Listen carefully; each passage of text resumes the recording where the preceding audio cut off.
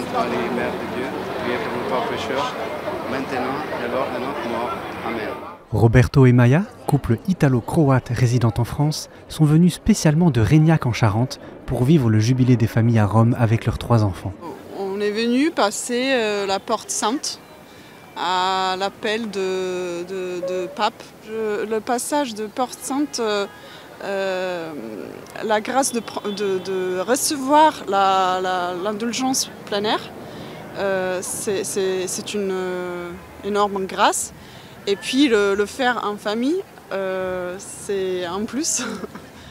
En effet, en cette année jubilaire, les pèlerins sont appelés à passer les portes saintes des 4 basiliques majeures de Rome. La famille a choisi de passer aujourd'hui celle de Saint-Jean de Latran, la cathédrale du pape.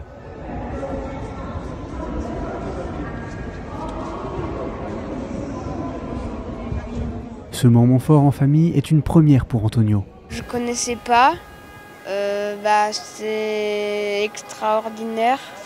Je pensais que c'était juste une porte au début, comme ça.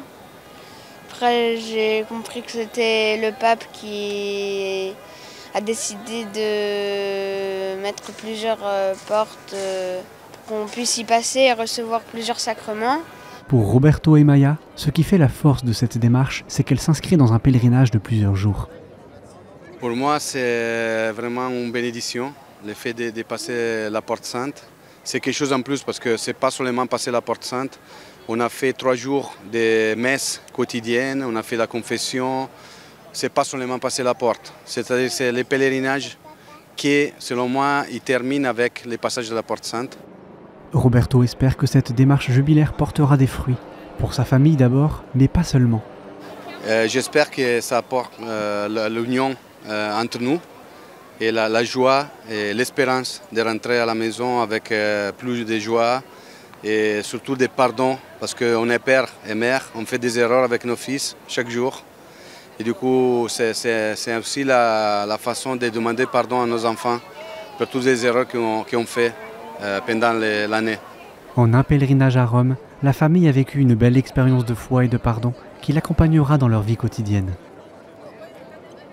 Il y a eu ce jubilé des familles auquel le Saint-Père nous a invités et au cours duquel il a donné des paroles très fortes, notamment précisément justement relativement à cette question de la communion des saints et en invitant toutes les familles à se rassembler et à faire mémoire aussi de ceux qui nous ont précédés comme dans une lignée importante de charité. Jésus lui-même, dans l'évangile de Jean, se définit comme la porte et invite à passer par lui. Et c'est pour ça que l'Église, de manière symbolique, montre cette porte à l'entrée d'églises majeures, comme la basilique Saint-Pierre à Rome, pour montrer que nous sommes appelés à entrer dans cette dimension avec le Christ qui nous conduit vers lui. D'abord, je pense qu'il faut s'y préparer dans la prière.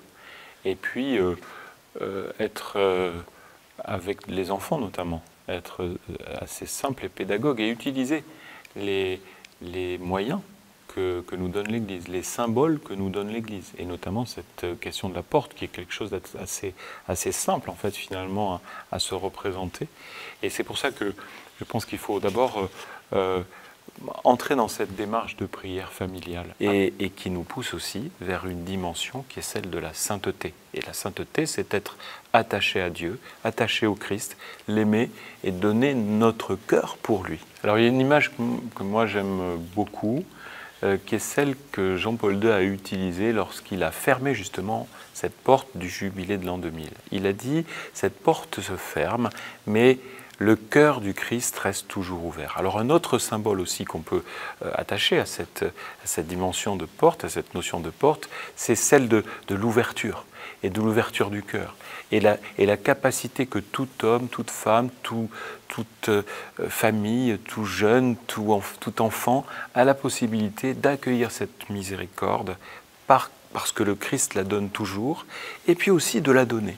Voilà. Et de permettre à chaque famille, à chaque personne qui vit cette démarche jubilaire, de s'y préparer par cette notion du pardon, de faire des petits actes comme Thérèse de l'Enfant Jésus l'aurait peut-être dit, c'est les plus petit geste qui nous sauve. Voilà, parce que tout ce qui est fait par amour et par miséricorde, pour justement manifester cette bonté de Dieu et cette capacité à ouvrir un cœur de pardon et de miséricorde est tellement à incarner dans les familles que voilà, c'est une occasion de le vivre de manière joyeuse dans ce temps de jubilé.